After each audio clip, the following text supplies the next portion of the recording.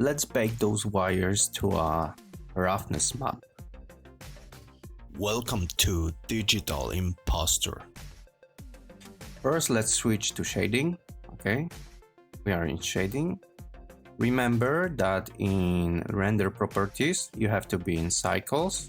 Okay, here you can use a higher amount of samples, but I will use 8 for this video. Here, Shift A, let's create the image texture node. Okay, press new, let's call it roughness. I will keep 4K texture. When you have when your alpha is selected, select and press OK. Here in the image editor, let's switch, or let's find our roughness map. Okay, zoom out.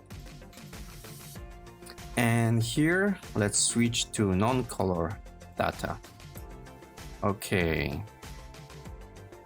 So in render properties, let's go to bake.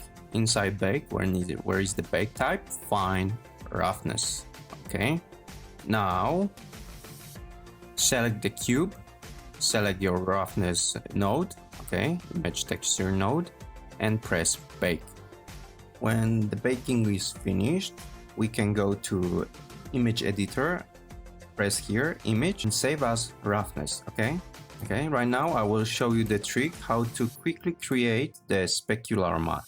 I like to use the roughness texture, and then where is the image, I like to press invert image color. Okay, and this map I will go and save as specular.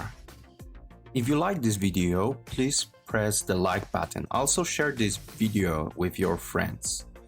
Don't forget to subscribe to my channel and press the notification ring bell.